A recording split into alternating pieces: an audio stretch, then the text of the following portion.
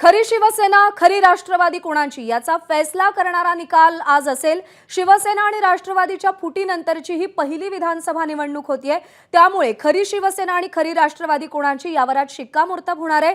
जनतेचं कोर्ट ठरवणार आहे खरी शिवसेना आणि खरी राष्ट्रवादी कोणाची आहे।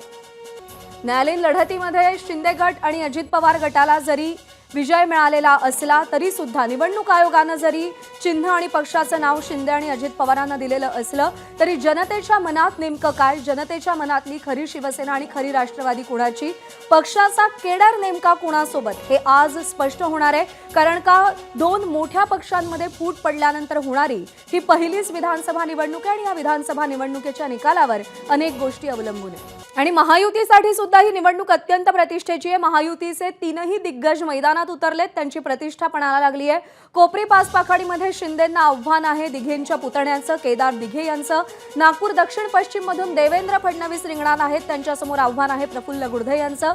तर बारामतीमध्ये अजित पवार निवडणुकीच्या रिंगणात आहेत आणि त्यांचा सामना होतोय त्यांच्या पुतण्याशी अर्थात युगेंद्र पवारांशी। त्यामुळे महायुतीचे जे तीन प्रमुख चेहरे आहेत त्या तीनही चेहऱ्यांची प्रतिष्ठा पणाला लागलेली आहे। एकनाथ शिंदे, अजित पवार आणि देवेंद्र फडणवीस निवडणुकीच्या रिंगणात आहेत आणि या लढती देखील अत्यंत प्रतिष्ठेच्या होताना आपल्याला दिसतायत। तर एकीकडे महायुतीचे दिग्गज रिंगणात आहेत तर महाविकास आघाडीचे दिग्गज नेतेही रिंगणामध्ये उतरलेत। नाना पटोले, पृथ्वीराज चव्हाण, विजय वडेट्टीवार, बाळासाहेब थोरात, जयंत पाटील हे निवडणुकीच्या रिंगणामध्ये उतरलेत। वरळीमध्ये आदित्य ठाकरेंना मनसे आणि शिंदेंच्या शिवसेनेनं मोठं आव्हान दिलेलं आपल्याला पाहायला मिळतंय। तर जसं मोठ्या पक्षांना आज महत्त्व प्राप्त होतंय तसंच छोटा पक्ष आणि बंडखोर निकालानंतर किंग मेकर ठरण्याची शक्यता वर्तवली जाते। महायुती आणि महाविकास आघाडीमध्ये घमासान होतंय आणि या घमासानीमध्ये बंडखोर बाजी मारण्याची शक्यता आहे। छोट्या पक्षांना निकालाआधीच गळाला लावण्यासाठी महाविकास आघाडी आणि महायुतीमध्ये आपल्याला मोठी चढाओढ दिसतेय। आणि या निवडणुकीमध्ये सगळ्यात जास्त चर्चा झाली ती लाडक्या बहीण योजनेची। त्यामुळे लाडक्या बहिणीचे नेमके कोणते भाऊ सत्तेत येणार हा प्रश्न आता उपस्थित होतोय। लाडक्या बहिणीचा वाढलेला मतांचा टक्का कोणाला तारणार याकडे देखील लक्ष आहे, याची उत्सुकता आहे। निकालानंतर कौन सेफ है या प्रश्नाच्या उत्तराकडे संपूर्ण महाराष्ट्राचं लक्ष आहे। बटेंगे तो कटेंगे या प्रचाराचा निकालावर किती परिणाम होणार हे देखील पाहणं औत्सुक्याचं ठरतंय। आणि लोकसभेच्या निकालावर मोठा परिणाम दिसला तो जरांगे फॅक्टरचा। हाच जरांगे फॅक्टर विधानसभेतही चालणार का याकडे देखील लक्ष आहे।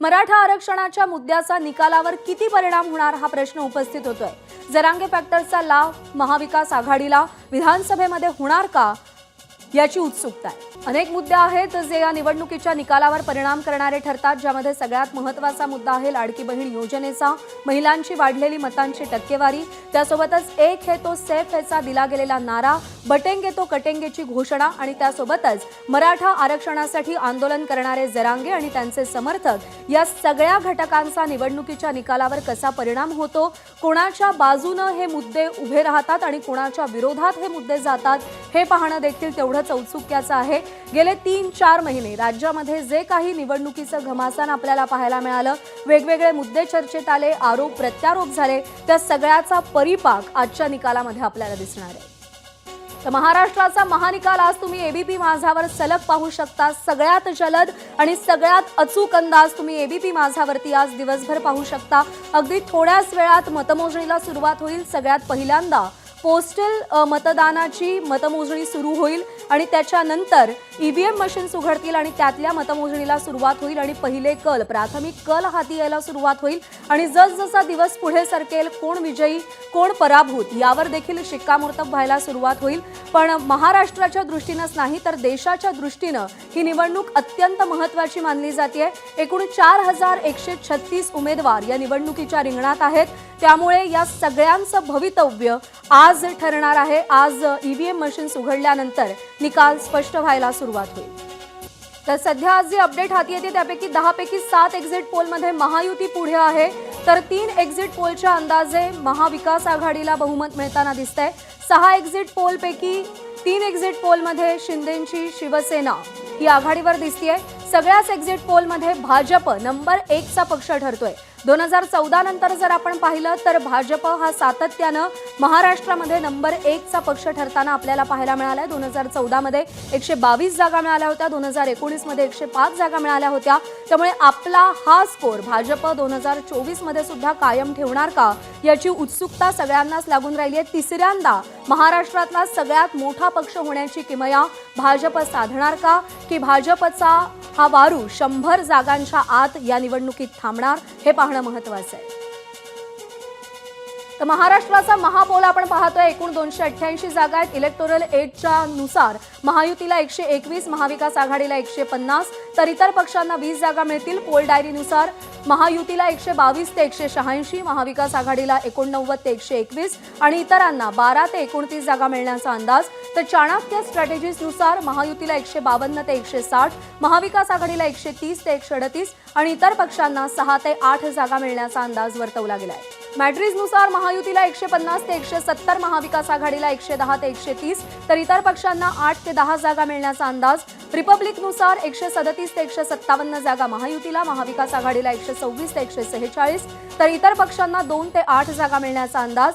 तर SAS नुसार महायुतीला 127 ते 135 जागा, महाविकास आघाडीला 147 ते 155 जागा, तर इतर पक्षांना 10 ते 13 जागा मिळण्याचा अंदाज वर्तवला जातोय।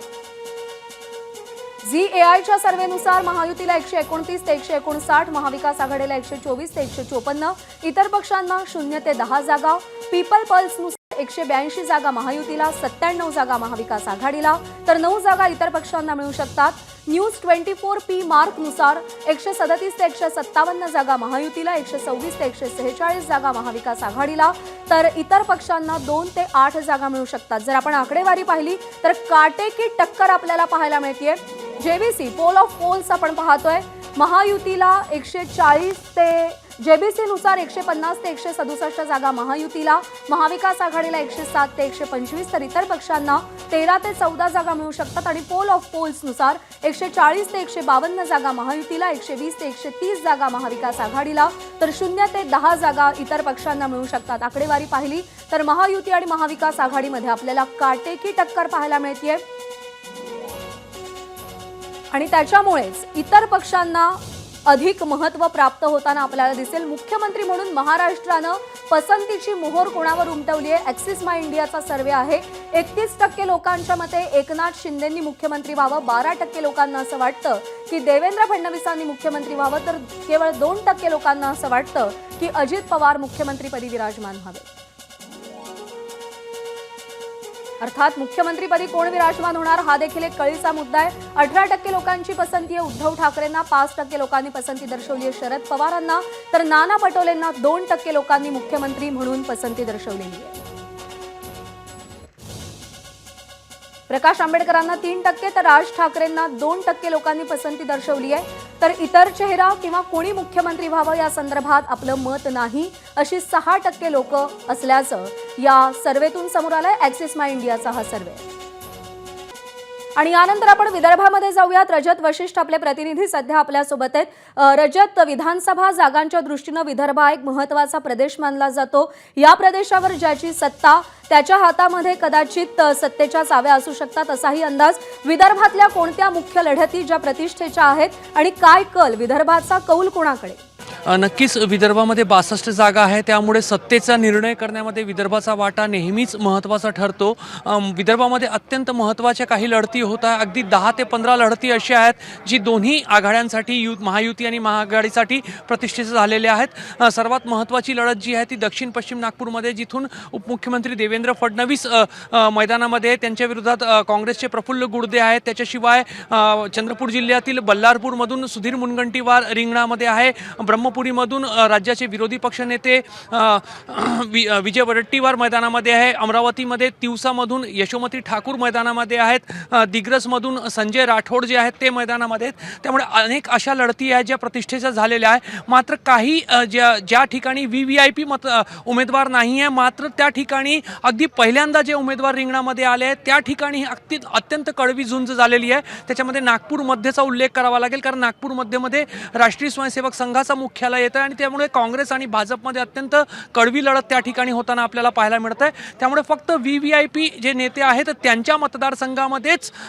जी लढत आहे ती महत्त्वाची नाही आहे, तर अनेक असे मतदारसंघ आहे तिथे अगदी काही हजारांमध्ये, 1-2 मतदारसंघांमध्ये तर काहीशे मतांनी पण आज निर्णय होऊ शकतो, एवढी कडवी लढत दोन्ही पक्षांमध्ये झालेली आहे। त्यामुळे विदर्भ हा जो अत्यंत महत्त्वाचा क्षेत्र म्हणता येईल, सत्याच्या चाव्या कोणाकडे जातील त्यासाठी गेल्या 2 टर्ममध्ये भाजप जर सत्तेजवळ पोहोचलेला आहे, 2014 मध्ये त्यांना अगदी स्पष्ट बहुमत मिळालेला होता, 122 जागा मिळालेल्या होत्या, त्याच्यामध्ये 44 जागा विदर्भातून आलेल्या होत्या आणि गेल्या वेळेला 105 जागा जेव्हा भाजपने मिळवल्या तेव्हा 29 जागा भाजपला विदर्भातून मिळालेल्या होत्या। त्यामुळे यंदा जर भाजपला किंवा महायुतीला सत्तेपर्यंत पोहोचायचं असेल तर विदर्भामध्ये चांगला परफॉर्मन्स त्यांना देणं गरजेचं आहे आणि तीच बाब जी आहे ती काँग्रेसलाही लागू होते। काँग्रेसलाही जर सत्तेपर्यंत पोहोचायचं असेल, महाविकास आघाडीला सत्तेपर्यंत जायचं असेल तर काँग्रेसला विदर्भामध्ये चांगला परफॉर्मन्स करावा लागणार आहे।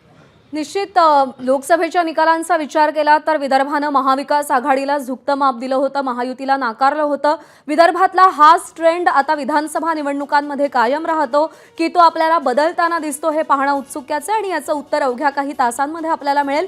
रजत, धन्यवाद दिलेल्या माहितीसाठी। तर विदर्भामध्ये नेमकं कोण आपलं वर्चस्व प्रस्थापित करणार याची उत्सुकता आहे।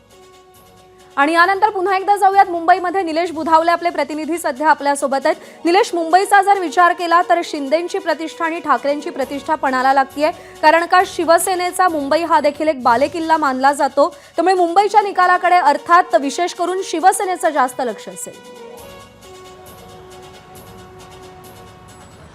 नक्कीच प्रज्ञा, कारण उद्धव बाळासाहेब ठाकरे आणि एकनाथ शिंदे हे ज्यावेळेस वेगळे झाले त्याचा थेट परिणाम आता या विधानसभा मतदारसंघामध्ये पाहायला मिळणार आहे संपूर्ण मुंबईतल्या। आणि नेमकं कोण कुणाच्या बाजूने आहेत, मतदार नेमके कुणाच्या बाजूने आहेत हे पहिल्यांदा स्पष्ट होताना पाहायला मिळणार आहे, कारण विधानसभा निवडणूक ही चेहऱ्याकडे बघून असणार आहे, लोकसभेसारखी परिस्थिती नाही आहे, यावेळेसची परिस्थिती वेगळी आहे। त्यामुळं जनता नेमकी कुणाच्या बाजूने हे स्पष्ट होताना पाहायला मिळणार आहेत। मुंबादेवी विधानसभा मतदारसंघातली सध्याची प्रज्ञा आपण दृश्य पाहतोय, अधिकारी पोहोचायला सुरुवात या ठिकाणी झालेली आहे। आता 6 वाजेपर्यंत अधिकाऱ्यांना या ठिकाणी पोहोचायचं होतं आणि साधारणपणे 8 वाजता मतमोजणी प्रक्रियेला सुरुवात होणार आहे। तत्पूर्वीची ही सगळी प्रक्रिया या ठिकाणी सुरू झाल्याचं आपल्याला पाहायला मिळत आहे।